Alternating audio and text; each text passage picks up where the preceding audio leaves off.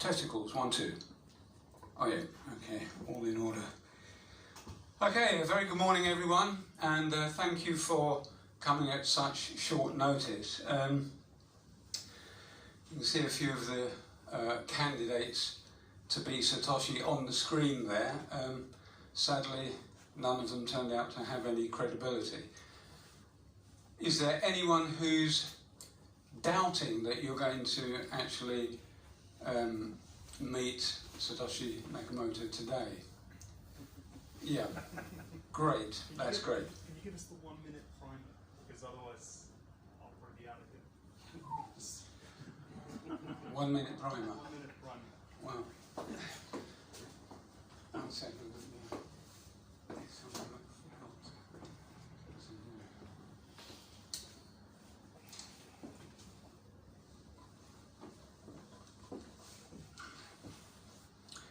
1 minute primer. Satoshi Nakamoto is in the room today, the man who invented Bitcoin and the underpinning blockchain technology.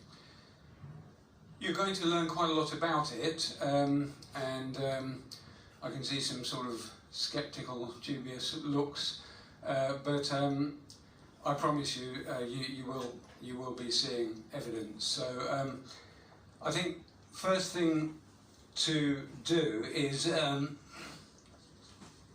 go through some of the things that you might want to know, going by the questions I've had for the last 48 hours. I've had 2 hours sleep in the last 48 hours because once we put this out there that this was going to happen, as you can imagine, I've had lots and lots and lots and lots of calls, emails and text messages and everything. So I'm going to start by telling you who I am, because that's one of the main questions that people are wondering, and they're wondering why you, and how do you know this is the real deal. So we're going to start with that. I'm Charles Anderson. I'm allegedly an intelligent person. I'm only telling you that now because it's kind of relevant in what's going to happen throughout the process. At the age of 19, I invented something at Paddington Technical College, and that is now something that you've all got to use in your cars throughout the whole world. It's law now. Since then, I'm basically an engineer at heart. Go ahead. Sorry, what was that you invented, Charles? Well, energy recovery system. That was many years ago, and that stayed sort of on the back burner for a long time, and it was just based on a simple fact that what you learn in school and college is that in physics every action has an equal and opposite reaction. So, you know, my mind went to work on that, saying, well, we put so much power into going forward, and when we try to stop something, we're just throwing it away. We're just burning it and wasting it. So my idea was to try and reharness that energy and put it back to good use. And I made 2 or 3 different ways of doing that. But that's not what this is about. Have worn many hats. And I did, with many of you may know, in entertainment you may know about Arbiter guitars and that sort of thing. No, okay, well, one of the big main guitar manufacturers, but I did a little bit of work with Joanne Arbiter, and we, between us, for our sins, brought karaoke into the UK. So I'm very sorry about that. I apologise in advance. However, we got together, and from my entertainment background led me to want to start something called a UK talent contest, and I won't go through all the ins and outs of what happened along the way, but you all know that's emerged into Britain's Got Talent and X Factor, etc.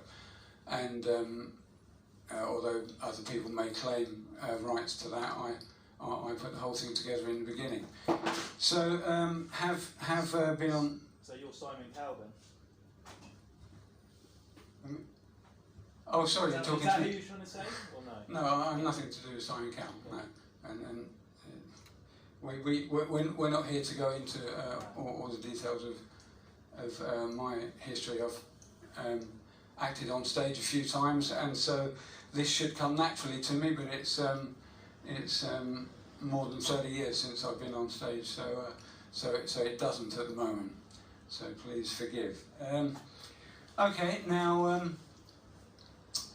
Yeah, I played lead roles in various theatres, but I'm going to move on to different bits of paper. I'm not going to stand and start going through things on the computer at the moment, but you'll see plenty of that in due course.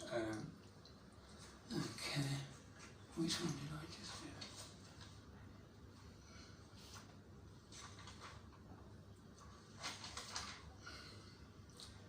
Sorry about this. You would think, well, they're putting on a show like this. They must have prepared, surely. And the answer is, to some extent, yes. But as soon as I've just said to you, as soon as I put it out that we were going to do this, I've been just literally 24 hours a day on the phone to people all over the world, and some maybe even some here today who thought that Craig Wright was going to be appearing. That's not terribly funny, but some people absolutely genuinely did believe that that's who it was going to be. Okay, right, we've been through what I've done, etc. Meetings, UK, yeah, okay, we did all that. Now, this would have all been nicely on the screen, but I just haven't had time to do it. So the brief notes that I jotted down, that's not going to have to go through. Okay, my wife is a very religious person, and as my entertainment life led me into computers, funnily enough.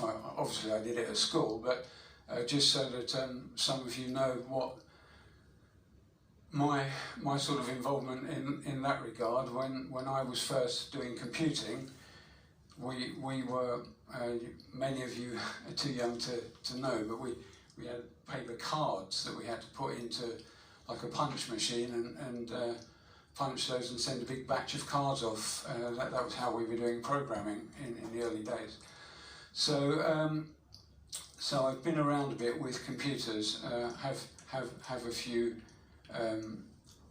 technology achievements to my name as well, a few little inventions, but no, I'm not Satoshi Nakamoto, if anyone's starting to think that's where this is going.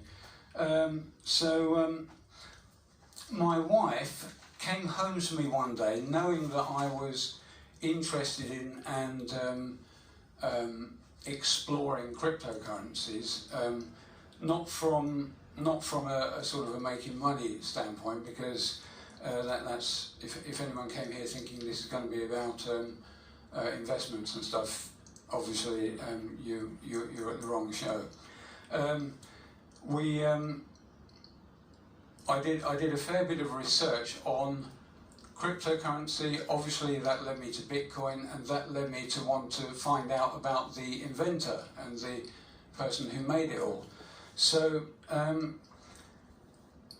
it's sort of unbelievable, and if it was a lie, I would have thought of a better one. My wife came home from church and said to me, oh, you know that crypto stuff you're looking at, or that Bitcoin stuff? Well, the inventor was in church today, and I said, don't be silly, you know, that's nonsense. And she said, no, really, he was there. The pastor introduced him and gave a story about where he had been in the Himalayas and came back with this Bitcoin idea, something like that. But you'll hear more about that probably, but not from me. I said, well, if that's true, let's meet this guy. So she went and told him, oh look, my husband wants to meet you. he was very sceptical and dubious, and there's very good reason for that, because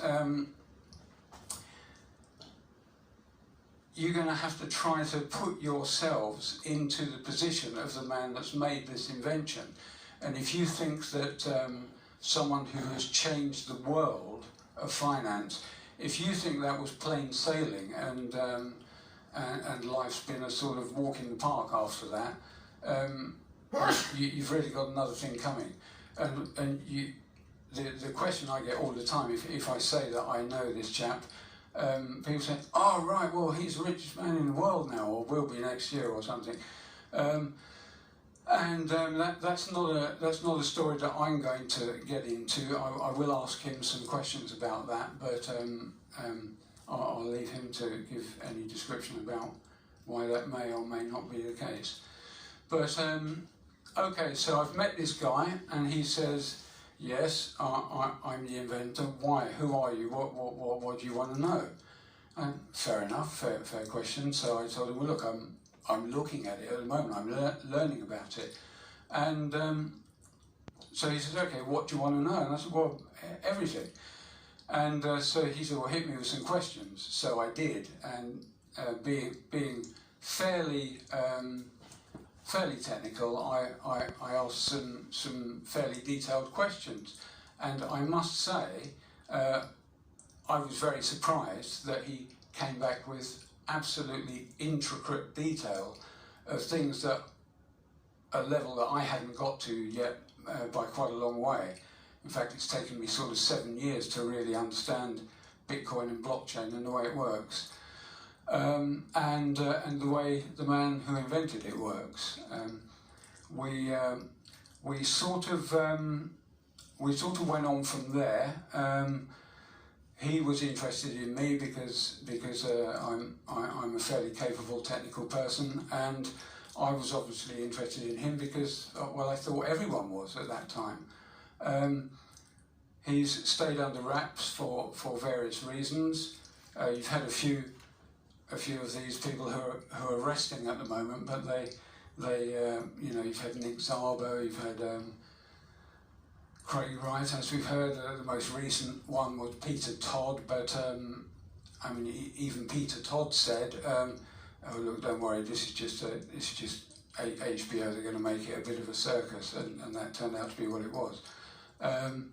He's clearly not the inventor.